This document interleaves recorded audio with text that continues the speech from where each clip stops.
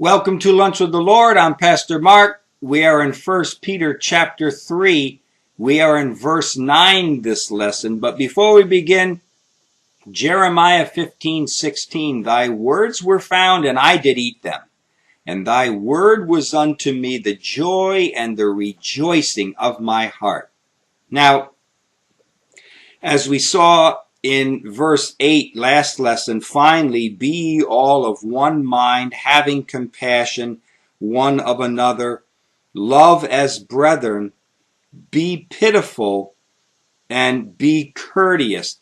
And we saw that be pitiful means to be tender-hearted. And also be courteous means to have a humble heart, a lowly heart towards one another. And these are principles that even the unsaved people should also look to do, because it's good and it's healthy for even the unsaved to obey these godly principles of learning humility, of being tender-hearted towards others. All right, it's not a principle that's only for the saved, but it's a principle that even unsaved people should learn to live by, all right? But he says here, now in verse 9, not rendering evil for evil or railing for railing, but contrariwise blessing, knowing that you are thereunto called, that you should inherit a blessing. So Peter here goes on and he says, not rendering evil for evil or railing for railing. And rendering here is apodidomai. And it means to give something back, to give back, all right? And a Christian is not to return evil for being given evil, all right? Or returning biting words for being given biting words, all right? And we are not to point our finger, get revenge, or any of that stuff. We are to not render, not give back evil for evil. And he says here, neither railing for railing. Now, this Greek word for railing is loidoria. Loidoria. And again, it's the same Greek word that we saw back in chapter 2 and in verse 23 for the word reviled. Back in verse 23, chapter 2, it says, who, when he, meaning Jesus, when he was reviled, same Greek word, when he was reviled, he reviled not again. When he suffered, he threatened not, but committed himself to him that judges righteously. All right? And it's what we said here back in my teachings in this verse 23, that all of these words, when it says he reviled not again, he threatened not, but committed himself. All three of those are in the imperfect tense, meaning that it was something that Jesus kept doing over and over again. As Jesus was continually being reviled, as he was continually suffering, he kept continuously committing himself to God. Okay, he would not revile back, and he would not point his finger and say, "I'm going to get you." No, that's what we do, but he did not do that. But over and over again, in the 3.5 years of his ministry, he continuously, in every situation that he was reviled and that he suffered, he continually kept giving himself over to God, who judges righteously. All right? Now, Jesus said the same thing in Matthew chapter 5 and in verse 39. Matthew 5:39 says, but I say unto you that ye resist not evil, but whoso shall smite thee on the right cheek, turn to him the other also. And this is an interesting teaching, because Jesus said unto his disciples that ye resist not evil. When he's giving this Sermon on the Mount and all these people are there and he's teaching his disciples and he's teaching all of these people, what is he teaching them? He's saying that don't resist evil, but whosoever smites thee on the right cheek, give to him the other also. And I think in our human nature, we want to defend the Lord. Somebody smacks us on the right cheek. Well, I'm not taking that. Get ready. I'm getting ready to punch you in the mouth. That's how we react, But Jesus said, he said in his teachings in the Sermon on the Mount, but I say unto you that you do not resist evil. Don't resist it. But continuously commit yourself unto him, okay? If somebody smacks you on the right cheek, then give to him the other also. Yeah, but it's not in my human nature to do that. I want to fight back. I want to defend you, God. I'm not going to let him get away with that. I'll show him. I'll punch him in the mouth and beat him up, and that'll turn him to you. Right? I'll beat him up, and he'll get saved because I beat him up. No, that doesn't work that way.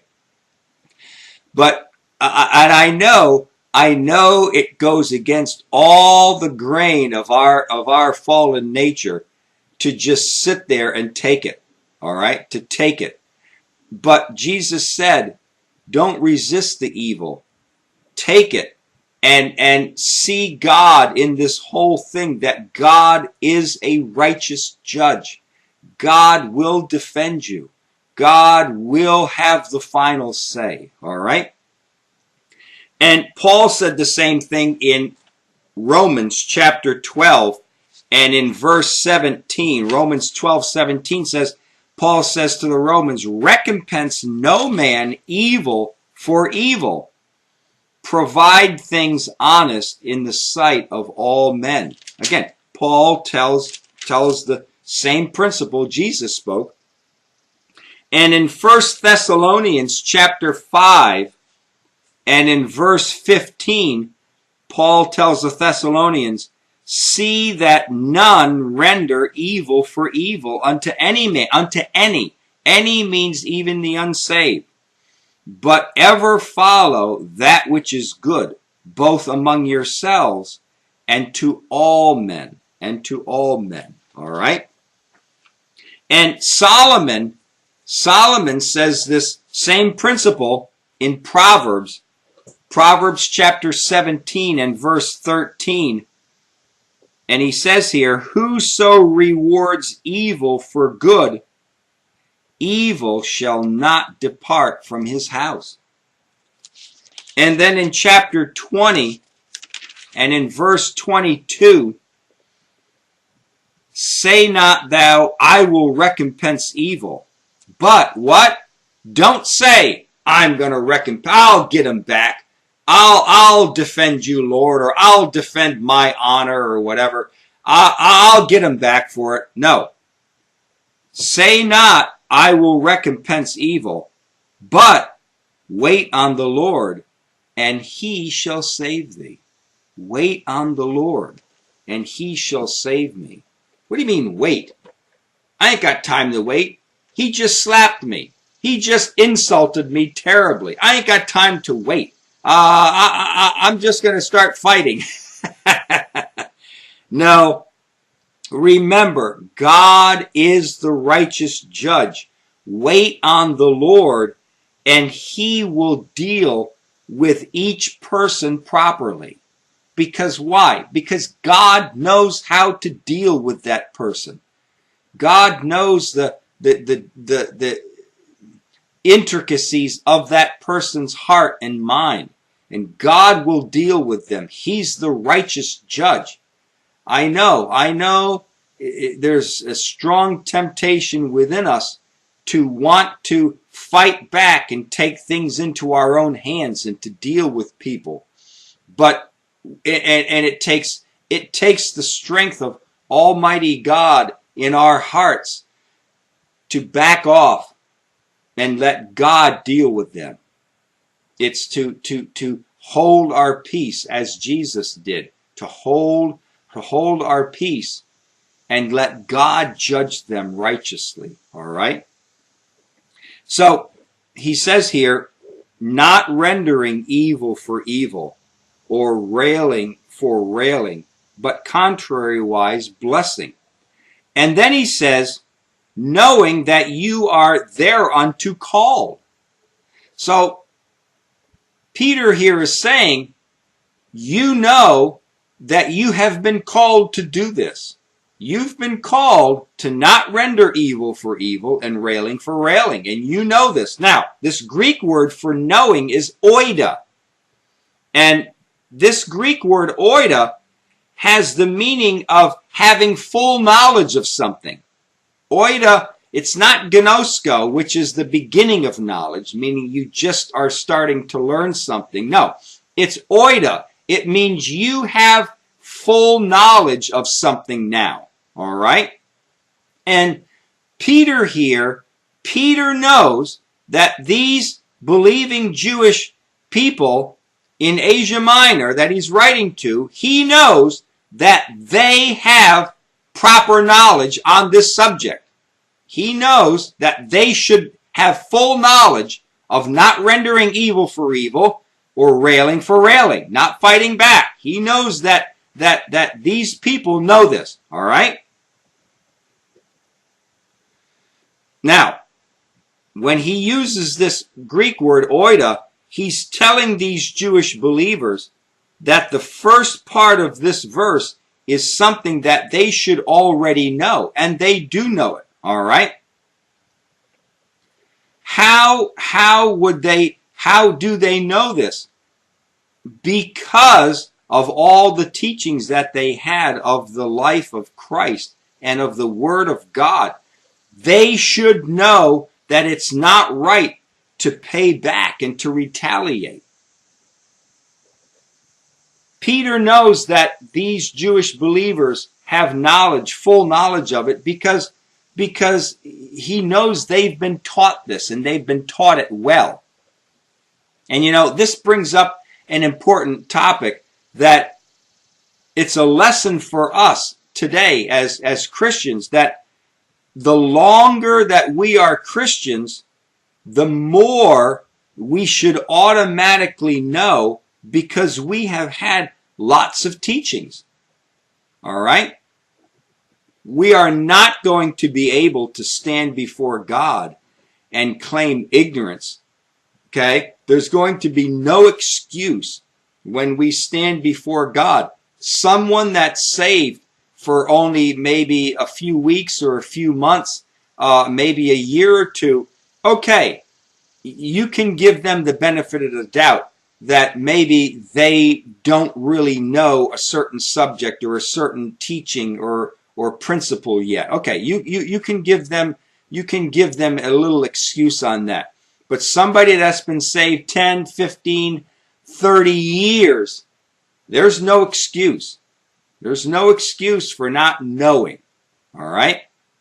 And you know, it's like a child. You have a 3-year-old child, and a 3-year-old takes a glass, a drinking glass, and throws it up against the the kitchen cabinets or something, and it breaks. All right? Well, the mother understands the child and sweeps it up and tells the child, you can't do that. But if a 30-year-old person does the same thing, well, there's a whole different reaction. Why? Because the 30-year-old knows now. They have knowledge. This is unacceptable. There's no excuse for what you did. The 3-year-old, there's an excuse, all right? But the 30-year-old, there's no excuse, all right? And so if there's a lot more that is expected of you when you know things, when you've been saved a long period of time, you can't hide behind that curtain and say, oh, I didn't know, or I wasn't properly taught, because God knows, all right? God saw every single time that you heard a message on that subject. God sees them all. All right? God sees all the messages that you've ever heard. And he knows whether you know or not. And we can't hide behind ignorance. So, he tells them, Peter goes on and he says, knowing that you are thereunto called. You know that you've been called unto this, all right? And thereunto called is the same phrase as back in chapter 2 and verse 21. Back in 2 verse 21 says, for even hereunto were ye called, because Christ also suffered for us, leaving us an example that you should follow his steps. So, we are also called unto this, not rendering evil for evil or railing for railing. All right? Now, the reason we have been called to have a humble and lowly mind towards others and not to fight back and retaliate is so that we can inherit a blessing. That's the reason why, that's why we've been called unto these things, is so that we can inherit a blessing. Not to retaliate, not to fight back, but that there is a blessing that we can inherit from God if we hold our peace and do what Jesus said. And this is completely the opposite of our sinful nature. Our sinful nature feels unfulfilled. It feels fulfilled and satisfied when we react and give back that which was given to us. That's the reason why there's such a strong temptation within us to want to fight back, is because our old sin nature within us wants to be fulfilled. It wants to fight. It wants to hate. It wants to retaliate. And when we do that, it makes our old sin nature feel satisfied and fulfilled that we fought back. We got them back. All right? But God's nature within us encourages us to bless. If we bless, listen, if we bless, God promises us a blessing. Having the hope of salvation and an immortal life and the glories of heaven should be enough to cause us to bless those that persecute us, to forgive them, and to hope for their salvation. We should be so filled with the glories and the wonders of heaven that nothing that happens to us on earth should bother us. And I remember reading that in one of the commentaries. He said, he says that we should be so filled with the glories. Have you ever had that experience where you have a vacation coming up? It's a vacation. I'm just going to say it's a vacation. Could be something else. A vacation, and you're going to go to a beautiful place, maybe Paris, France, or Rome, or wherever, and you can't wait to get there. For weeks and weeks, maybe for months on end, you're excited. You can't wait to go there, and you're preparing, and in your mind, you're getting books, and you're looking at pictures. It's like, wow, I'm going to see that place. Wow. Turn the next page. Yeah, I'm going to be there and see that place. It's not going to be just in a book. It's going to be right here in front of my eyes. Right? And you're excited. And and to see all the beauty and wonders of this city or of this place, right? And to see the marvels of it. So, and it almost seems like from the time you make the decision that you want to go until the time you actually get on the plane and go, it almost seems like nothing else in this world seems to bother you. It's like, oh, okay, well, the boss said this, or, my neighbor said this, or whatever. It's all right, I'll deal with it. But man, I can't wait to get to there. Right? And it's like nothing else seems to bother you. And when I read this in the commentary, I said, that's right. That's right. This is how I should be. And he said, we should be so filled. We as Christians should be so filled with the glories and the wonders of heaven that nothing that happens to us on earth should bother us. And I thought, I so much in my heart want to be like that. I want to be so heavenly minded that the things of earth don't seem to bother me anymore. The hatred, the backbiting, right? The slapping on the cheek and I have to give him the other cheek. Oh, okay, that's fine. It's like, man, I can't wait to get to heaven. The glories of heaven. And when we're filled with this, then it's the Spirit of God where we don't want to retaliate. There's no need to. Why should I? I mean, I'm headed for heaven. I'm headed for glory. I'm headed for an immortal life. Some people are afraid of an immortal life, or afraid of the idea of being immortal. But we are all immortal. God has made us that way. God has put eternity in us, and we will live forever. So the glories of heaven, and we long after them, and it makes it's like that song, the things of earth will grow strangely dim in the light of his glory and grace. And as we here on this earth look towards heaven and see the glories of heaven in our heart, and we know it's there. It's like the things of earth. They grow dim and more dim. And it doesn't really seem to matter what goes on around here. You're just here for a few years anyways, and then you're leaving. You're just here for a few more years. And then it's gone. It's all gone. And you will be in that beautiful heaven where God exists, where you're filled with the love of God, the beauty of Almighty God, what He's created there. All right? Until next lesson, walk with the Lord. I know He walks with you.